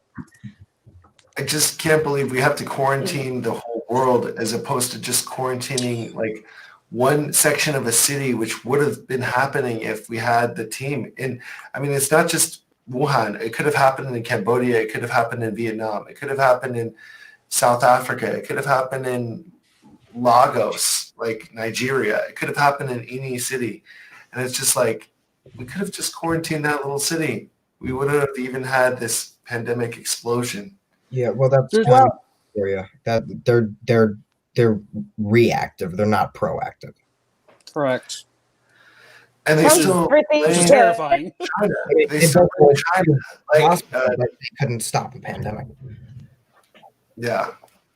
I mean, they still want to, like in Florida, they want to blame they call it the Kung flu, like Nathan said, which, I mean, yeah, okay. God, I hate that so much. I hate that so much. That phrase just really. I voted for Ron DeSantis in 2018. I will vote for a tuna fish sandwich before I vote for Ron DeSantis again. Like, that's not happening. So. Some people call him like a tuna fish sandwich that's been baking in the sun for 2 days. Yeah. A couple of towns in America have dogs and babies for mayor, so you could move there. Yeah. I am eager to see who's going to run against Kevin Stitt in Oklahoma, the first governor to get COVID, because not only is he anti-mask, he is anti-vax across the board. Jeez. He has 6 kids that aren't vaccinated. Oh man, I could do a whole a whole video on just the anti-vax movement in Oklahoma. I worked for Drew Edmondson's campaign, the one that ran against him in 2018, and I was like, okay, this is a former attorney general for Oklahoma. This is a Vietnam War veteran. He taught special needs. I was like, this is an amazing candidate. And then Kevin Stitt came along and he was like, Trump, and then he won. That was it. Yep. Oh my god. Oh no. Yeah. And another big problem with Oklahoma too is we have a prominent radio host who constantly hosts a doctor on his show, and so that appeal to authority always happens, and this doctor peddles anti-vax conspiracy theories. Oh my god. Oh, by the way, Conrad, what headphones are you using? They sound really good. You sound really. Oh, yeah. The mic I'm using a it's like a blue Yeti mic. That's what it is. Oh, that's why you sound so good. Okay, you have a real microphone. Yeah, I have a real mic set. Yeah, Ryan has a real microphone too. I've got a real microphone, and I mean, it's just you sounded so good. So I was. I've got cheap earbuds. Yeah. My earbuds are so cheap. I have to just use my computer. That's okay. You know, it's funny. I was just there's wondering. no echo with those kind of things. I don't hear any echo with you though, so that's good. Yes, you guys all sound good. It's just Conrad just sounded really good, so I was curious. So the Yeti does do a good job, I think. Are you Ryan? You're using a Yeti also, right? Yeah, I love this thing. It's awesome. It's called a Yeti, yeah. Yeah, it's the Yeti. Like you said, it's the Yeti Blue, right, Conrad? Yep, I got mine on sale. When I saw it on sale, I instantly took it because it's usually $100, I think. $129. I got it.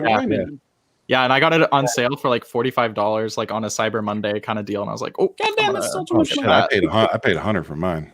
Do I sound as good as them, you guys? I'm just curious because I want to know because maybe I need to get a Yeti too. Fortunately, not. What? Huh?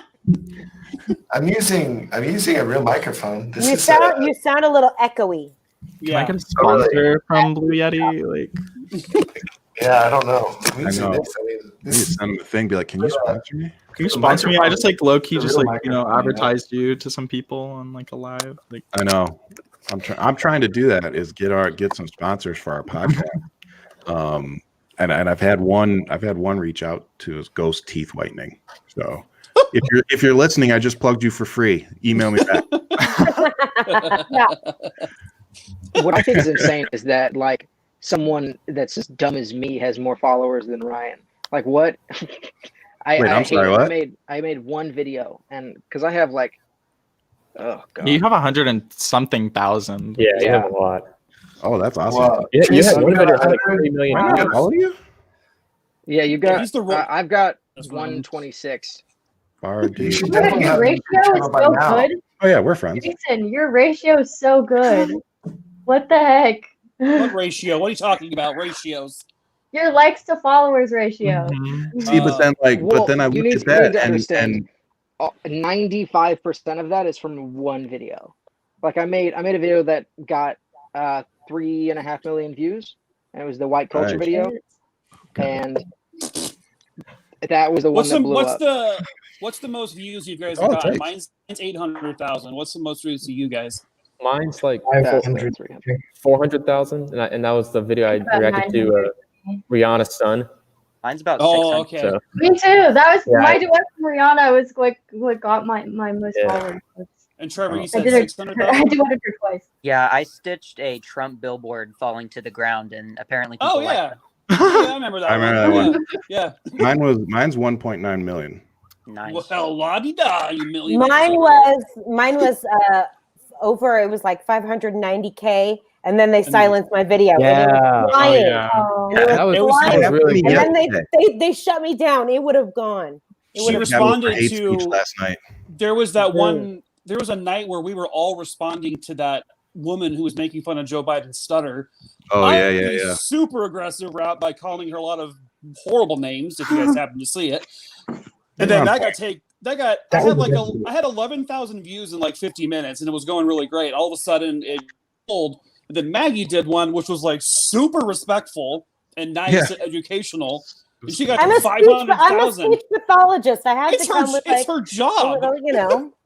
I had to do it. Silenced her. Yeah, Mike, I saw that video that you posted about that, and I was like, okay, Mike, calm down a little bit. Yeah, like, no, I was fucking pissed. But yeah, that was the reaction we all wanted to do. But Maggie over here like humbled all of us. So yeah. But you know what? For that to be my biggest video, and then it just be like, just kidding. That hurt a little bit. It hurt. They have the nerve on TikTok to send us all the notification that they're updating to make it more clear on the service and guidelines and stuff. It's like, what are you guys talking about? You guys, do you know your guidelines? And then I get busted for hate speech this morning. Right. Yeah, I saw that. I reposted it. I reposted it with none of the tags and stuff on it. It's already at 4,000. So. And then Trevor, you just got out of a ban, right? I had posted, I think it was like a duet. It might have been a stitch. I don't know.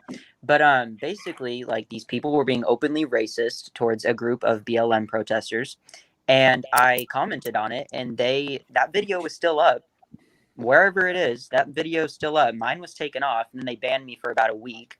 Then I came back, posted a video of this dude riding, like, a dirt bike into a lake, and they called that graphic content and took it down. That's so weird because I just made a video about Proud Boys burning BLM flags, and it's still up. I thought that'd get flagged, but it got a lot of views, and it's still somehow. Our TikTok is so weird. Down. TikTok is random as hell. So they kicked me and banned me off of live. Yeah. Like a few days ago, and I said nothing. Mike showed nudity. Yeah, I showed nudity by showing a cartoon of Trump with no shirt on, which no one wants to. You should have I got known. 20 videos taken down for bullying and/or hate speech. I get that's mainly like mine. in the same day. It was insane. Yeah, I get the most of my videos I get pulled down are for bullying. So, and that's because I respond to Trumper comments in very negative ways. But now I'm stopping. We all should stop that, by the way. Yeah, because no more. They're I don't do it. mass reporting your videos, and you might having videos pulled down because they're just going after you for no reason. I always like to think like Hillary said, when they go low, we go higher. With Michelle Obama, right? Remember that. It's that, sometimes it's warranted to come at someone, but there's also a really tactful way of doing it. And just remember that. Yeah. I think that might be a good cue for me. I have dinner right now, so I kind of have to go. Yeah, it's a good cue for all of us. Elise, let's give your outro, then talk about your channel on TikTok and what you do. My channel is at Elise Joshi, the same spelling as my tag here. And I make a lot of political videos. I talk about climate change and just try to capitalize on what the news is saying and try to shed light on issues that should be talked about that aren't, and make some commentary off of it. So yeah, if you want to check my account out, feel free to do so. And she's friends with John Ossoff now. Yeah, Okay. So jealous. I DM'd him, he hasn't responded. How dare you steal my man? Fine. It was awesome meeting you. I just followed you. I've been sitting on him for a very long time. It was about time. That's awesome. That's awesome. Is John Ossoff single though, or is he married? I think No, he's. it's fine though. I don't. Oh. She's like, don't ruin this for me. Shut up, Bert. I don't care either. Sean, I don't care either. But anyways, every single person from tonight is in the description below, so you can find us if you're watching right now. You can find us down below, either with the @ symbol, and then you can find us in TikTok, or you can find us through the other information down below. So, anyways, should we kind of wrap up everybody, anyways, right now, Mike? So Elise, if you need to go, you can go now. It's fine. You did your outro. You can go now. Oh, okay. I'm not Well, telling you to leave. You said you had to go. I just wouldn't want to get out of here. I just want to say that I really loved meeting you all, and I hope that we can keep touch in the future because I really need this. Yeah, absolutely. Sure. Okay. I guess I really appreciate you coming on. So nice to meet you. Yeah, thank you so much. I love all you guys. Bye. Bye. Have a good dinner. She's not. And can I All ask to right. go next? Yeah, Can I be dismissed next, sir? Go ahead. Yeah, Jason. and then me, because I Student. gotta go tuck my kids into bed. Yeah. God, you people are old. So Shut up. again, Old. thank you so much for having me, and again to the younger guys and gals on here, thank you so much for letting me talk with you guys. If you don't follow me already, please go follow me on. You can follow me on YouTube, which I'd really like because I'm trying to get to 1,000 there. You can follow me on Twitter and TikTok are my two. Yeah, I guess they're coming for me. They're my two biggest platforms. But also, if you don't already, I have my podcast, Nikki and Ryan Experiment. So you come follow us. We're on iTunes and Spotify and YouTube. We have a really good show on Monday and Thursday. So please come follow us, and I'll leave you as I always do with much love and keep fighting. Thanks, Bert, Maggie. Thanks, guys. Thanks, love Bye, you. Ryan. Good night, Ryan. Have a good night. All right, can I go next? Do you want to go Yeah. next, Miss Maggie? I do. Okay, I gotta go. My husband's been with my kids alone for a long time. He's gonna hate me. My Mermaidmama Maggie. I host a show on Friday nights with these guys. It's called Friday Night Highlights. Come and follow me on my YouTube. I'm on TikTok as Mermaidmama Maggie, and I do comedy and singing and SLP stuff and goofing around with these guys. All right. My next impression is for you, Maggie. Oh, what? My next impression video. Oh, it is? Yeah. Okay, what are you going to do? What the F are you going to do? I hate you already. I'm not telling you. No, what are you going to do? It's a surprise. It's a surprise. Shit. Okay. Get out of here. You're gonna do your opera. All right. Yeah. All right. Wait, what? I'll be Your watching opera for it. voice. Oh, God. Voice, yeah. Woo! Great. All right. Bye, you guys. So great to Bye. meet you. Bye, You guys are Maggie. awesome. Bye, Maggie. Bye. All right. So let's go with the rest of you. So Trevor, start with you. Yeah, my username is Trevor_Sassini on TikTok. That's really all I'm on right now. I post variety of stuff, comedy. Yeah. Thank you guys so much for having me on here. It was a great experience, and hope to do it again sometime. Absolutely. And you don't have to leave just because, like, you don't have to leave. I have So- Yeah, it's just her outro. Oh, yeah. Now get out. If you want. So, yeah. Yeah, All right. it's just. All right. So but yeah, Conrad, you're next on the screen then. All right. Okay. So my name's Luke again, guys. So you can follow me on TikTok at comrade_Conrad. I'm also making a Twitch channel, and it's also called comrade_Conrad, but there's a D at the end of Conrad because the other username was already taken. So I just, I make political content on TikTok, and I'm also going down the leftist rabbit hole. So come take that journey with me. So yeah. So Conrad, we can actually also stream Twitch, and I would love to work with you on Twitch because I know it's a very big platform. So we can just add each other on Facebook, or not Facebook, but Instagram. Whatever it's called. Okay, Instagram. Yeah. Yeah. So yeah, we'll talk. Oh, about and my that Instagram later. is in my bio too on TikTok, guys. So. Oh yeah, but yeah, back. we'll definitely. But yeah, we definitely want to stream on Twitch too eventually. Like we can on this platform, we can stream on Twitch, Facebook, YouTube, Twitter, and LinkedIn. I think we can stream on all LinkedIn? those. And, yeah, we can also do LinkedIn apparently. Who has So weird. LinkedIn? What is There's a whole LinkedIn? bunch of different ones. I don't think anyone. Yeah, I don't know So how to use LinkedIn really. I've never even touched it. So go ahead, Jason. I'm Bardu97 on TikTok. I also have another channel where I'm going to be posting a lot of bartending drink tutorials. It's called Gallagher Grove. That's also going to be the name of my company whenever we get it officially up and running. I'm on Instagram as Jason_Musgrove22.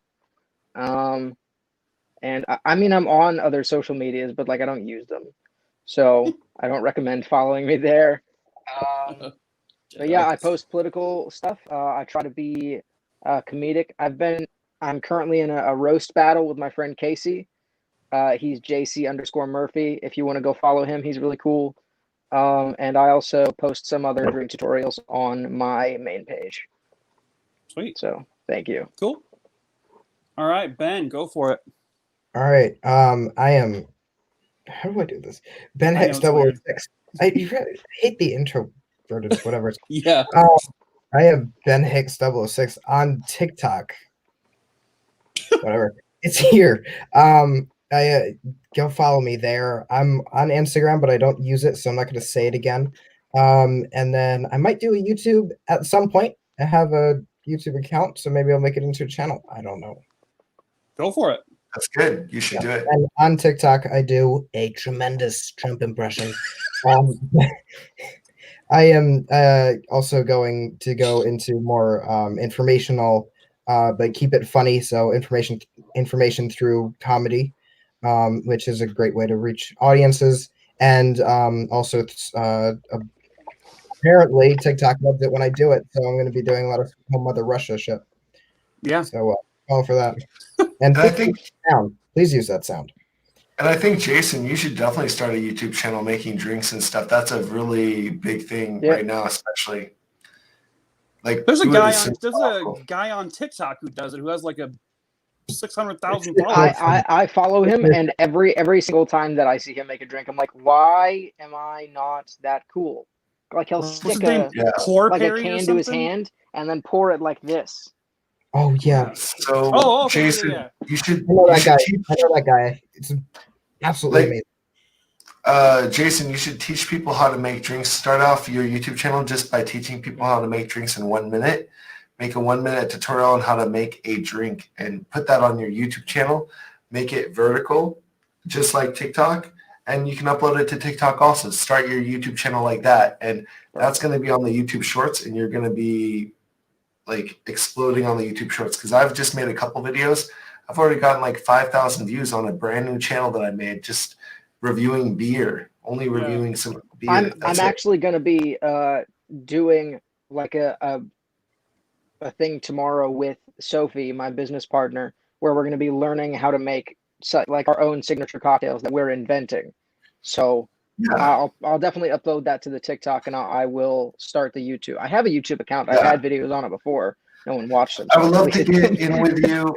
I would love to get in with you on maybe even on that channel, because it's called Drink X Bert on that channel, and I do the 1 minute tutorials, or not tutorials, but I just talk about beer. Like, I'm just gonna be a beer library with like 5,000 beers and just trying reviewing different beers around the world. So I would love to just do kind of collabs with you regularly on YouTube. Even though you're just starting, I'm just starting too, so it's not a big deal.